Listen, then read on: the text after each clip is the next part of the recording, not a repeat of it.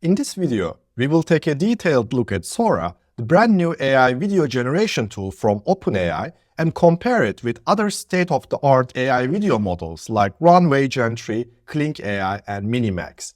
Let's get started. When you visit Sora.com, this Explore page will welcome you. Here you can view a curated list of videos generated by Sora. When you click on one of the listed videos, you can see their prompts for getting inspiration or getting educated. Underneath the page, you have your composer or prompt box. This is where we write our prompt, upload an image for image-to-video mode, and set up composer setting. For ChatGPT Plus users, the maximum resolution you can generate videos at is 720p and 10 seconds. For Pro users, it's possible to generate up to 1080p and 20-second videos. Let's generate our first video using text-to-video. I wrote cinematic hyper-realistic high-angle shot of a female ballet dancer dancing with joy. I set up my aspect ratio to 16:9 and resolution to 720p. There is also a new storyboard which I will show you in a second. After writing my prompt, I hit generate. While video is getting generated, let's explore the tool more. On the left side, you have navigation, which allows you to visit your recent videos, saved videos, favorites, and your library. Under the Upload section, you can display all images or videos you uploaded here because Sora already supports image-to-video and video-to-video. There is a folder system which can be quite helpful if you are generating an AI film consisting of multiple clips. Our video generation is ready. There are many anatomical mistakes. As you may realize, we have problems with arms, with the legs, and high-angle shot is completely ignored. Cinematic hyper-realistic part is here. Obviously, this is a first-generation tool, and these mistakes are normal, as expected. But what is a little bit worrying for me that high-angle shot part is ignored on my prompt, and this is something you will realize throughout our video in our tests. Sora tends to ignore the camera angles and not doing a great job when you specify a certain camera movement. This can be a bit of an issue if you have a very specific creative direction you want to take in your AI film. Let's generate another video, but this time using image-to-video. For that, I go back and I'm going to upload an image here. Initially in my tests, I uploaded an image, includes a human face, and I got this error saying that if I want to generate a video with a human figure or a person in it, I have to upgrade my account. I'll be fully honest with you that I'm not the biggest fan of this. All state-of-the-art video tools at the moment support human faces and they don't require upgrading your account. They push us to upgrade our account to $200 per month package. And I hope they improve this in the future. Due to this error, I decided to upload another image, which is this car. I select my image and it scans the image for moderation to ensure that there is nothing against the community guidelines. And as they mentioned in the introduction video, at the moment, moderation is quite conservative. After uploading my image, I'm writing my prompt. The car is speeding up. And I hit generate. My video is ready. Unfortunately, there is a bit of a struggle here. The car moves in an abrupt, weird way. It feels like it didn't really get the dynamic in the image composition. And instead of doing the most natural thing, that car would move forward, it kind of made it move to a strange, abrupt direction. So I wasn't 100% happy with this. I decided to try another image where I uploaded this dog's face and prompt is camera slowly dollies into the dog's face. As you will realize, again, it completely ignored the camera movement. It brought some motion to the dog, so that's fine. But as I said, if you have a very specific camera motion in your mind, Sora at the moment is not the best tool to provide that. Here's another image where I started with a polar bear. We have camera orbits around polar bear as a prompt, and you will realize that it brought some nice motion to the water. So water physics look really nice, and it gave a nice motion to polar bear. But the orbit movement is not necessarily there. There is a bit of a slight motion, but it's not really a strong orbit motion, though we can accept this one as an okay shot. I think this is usable. And let me show you another Sora feature called Remix. The Remix allows you to regenerate or repurpose your videos, add or remove details to your existing videos. So we hit Remix underneath your video detail, and it will ask you to describe what you want to add, remove, or replace in this footage. I added a submarine slowly emerges from the water right in front of the bear. Here's an important part, that while using remix, you need to select and specify your remix strength. There are 4 options. You can use strong, mild, or subtle, and you can set it up using a custom strength that you can choose from a range of 1 to 8. First, I will show you mild remix, and I will also show you strong remix so you can understand the difference. We hit the remix, and as you can realize, it added a small submarine to the composition. The scale is off. It struggled heavily with the size and scale. So when you look at polar bear size, the submarine there should be much bigger. So this just feels like much more of a small underwater drone maybe. And let me also show you strong remix. Here again, it put a submarine to composition. Of course, the scale is again off. When you use strong remix, it changes the original footage much more strongly, meaning the polar bear looks much more different, and there are some different details with the eyes as well. So this is the major difference between remix strength settings. Next thing I want to show you is Storyboard feature from Sora. Storyboard lets you create videos by arranging multiple images or text prompts on a fixed timeline, helping you build your story step by step in an organized way. Let's make an example. I wrote, an Aztec warrior steps out of the temple. So in my storyline, this is going to be the first shot. Then I'm going to add another shot to my story. Aztec warrior looks up the sky. I'm simply adding step-by-step actions to a fixed timeline. And I will finish my video with the third shot. Aztec warrior sees a UFO hovering above him. By simply mentioning the same character as a reference, I'm trying to achieve some consistency throughout my video shots. You can change the video settings and how long you want the shots to appear, but in the end of the day, if you are a member of a Plus package, it won't make a huge difference because you will have 5 seconds long video footage. After setting up composer settings, we hit create. Here's our video. You will realize that it struggled quite a lot with consistency because we are losing the headpiece in the second part of the image, but it managed to deliver what we asked for. The Aztec warrior leaves the temple, and then UFO enters to the video. The outfit except the headpiece seems consistent, and face consistency seems to be occurring here. In the next storyboard example, I wanted to use images as a start and end point, and just wanted to see how it will be able to connect these shots. And you can see it didn't do the best job with start and end frame. It created this strange video where it kind of ignores the first frame, jumps into the second frame, and then focuses on the wing, which is a strange shot. Then I decided to use image and text together. So I started with this initial frame, and I wrote the prompt. Another hyper-fast fighter jet approaches from behind, and dogfight over the ocean begins.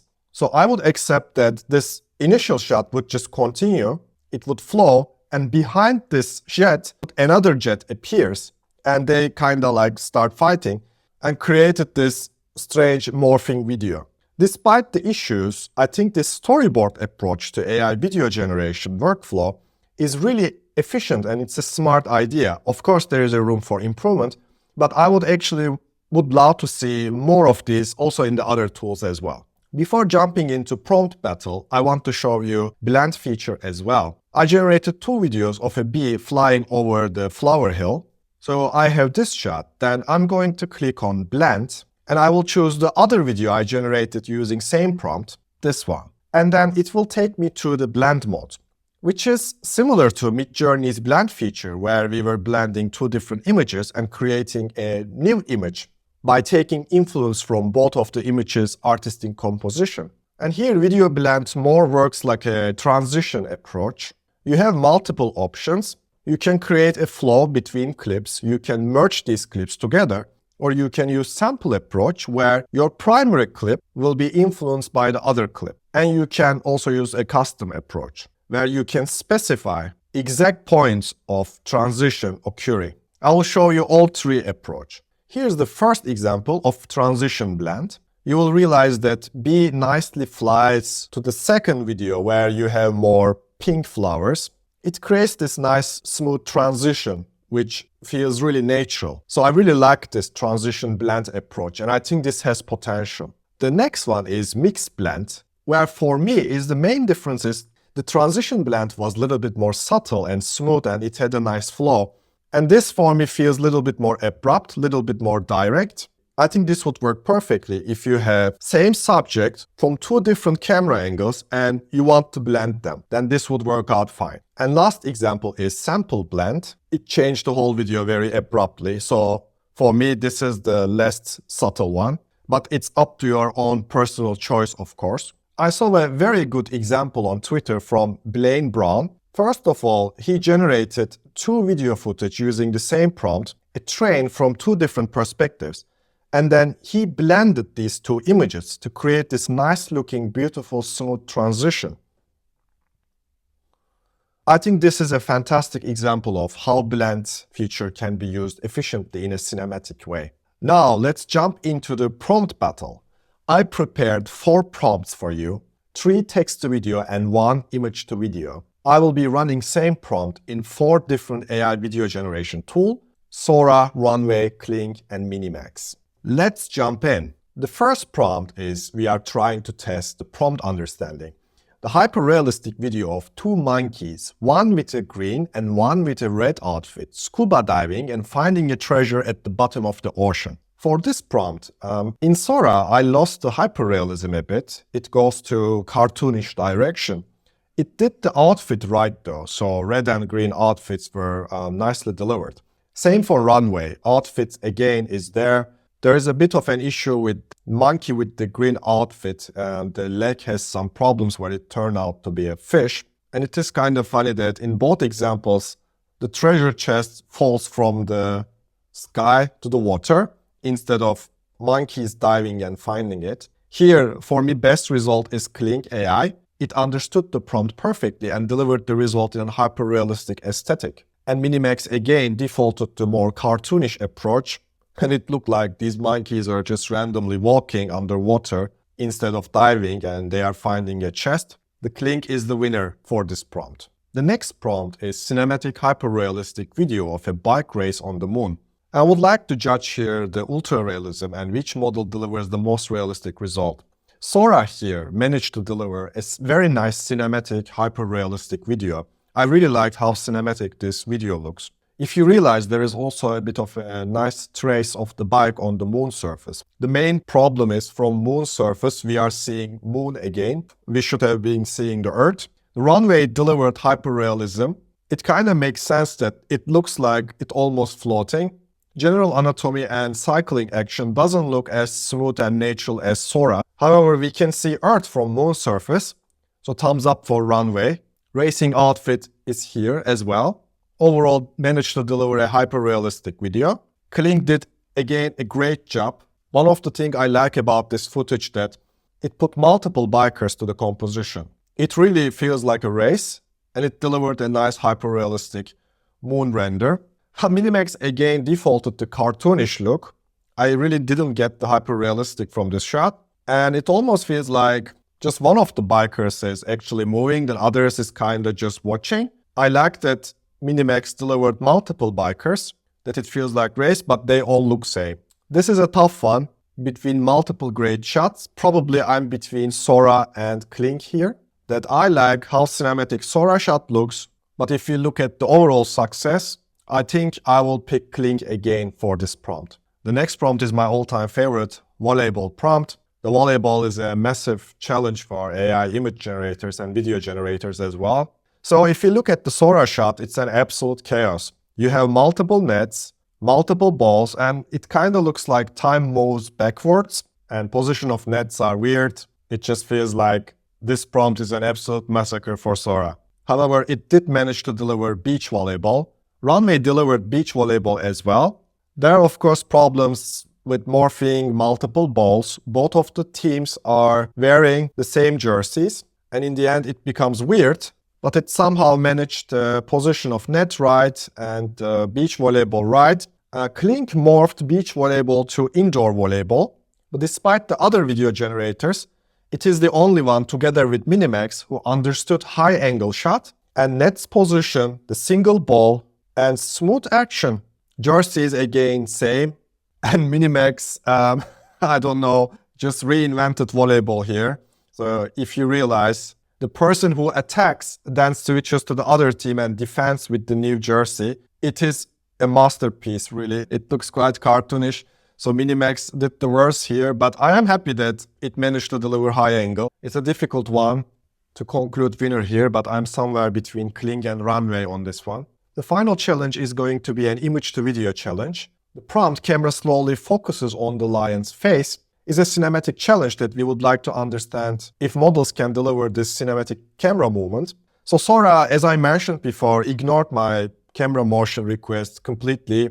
This is a recurring pattern for Sora and just animates the image basically. And you will realize that car's position suddenly changes. This happens in Sora very often. So for this prompt, Runway struggled with the camera motion as well, which is a surprise because Runway tends to deliver the camera movement very well normally. And motion direction here looks a little bit off, where lion walks backwards. Yet if you compare the motion of the car to the Sora's motion of the car, you will realize that Runway did a much better job here than Sora. Okay, Kling shot here is surprisingly great. It did the camera's motion right. I like that camera is slowly approaching to lion. There is a strange kind of like object appears on the lion's head, which is weird, but it's overall a good shot. But winner of this challenge is, from my perspective, Minimax. It focuses on lion's face in a cinematic way. Yes, the scale gets a little bit off and weird. The lion's body gets a little bit strange. It gets bigger. But I think it delivered what we asked for in the best way among all of these video footages. I liked it how car flees backwards and lion chases the car. It feels like it built a nice connection between the objects in the image while delivering the camera motion. And that's the most powerful thing about Minimax. When it comes to image to video and especially motion and action, no other models can challenge Minimax at the moment. It does very well. Maybe Kling comes close. For more static shots, or if you want to move the camera but not the subject, then generally Runway does the best job. From my perspective, if you want to move camera, you should go for Runway. If you want to move subject, you should go for Minimax.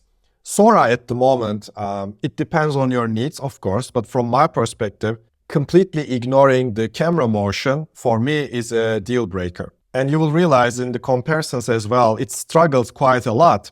It feels like it's behind the other models at the moment. And I was able to generate 19 videos in 720p with my $20 per month plus membership on Sora. That's okay number, but most likely if you want to generate around 3 minutes long mini AI film, you will need much more videos considering hit and miss nature of these tools, and not being able to use human faces in the image to video mode with my plus membership is a huge turn-off for me, and it's a huge deal breaker. When it comes to access, you can access Sora using Sora.com. It's available to almost all countries except EU and UK, and this becomes a pattern for OpenAI. At the beginning of their launch, they tend to exclude the traffic from EU due to the regulations.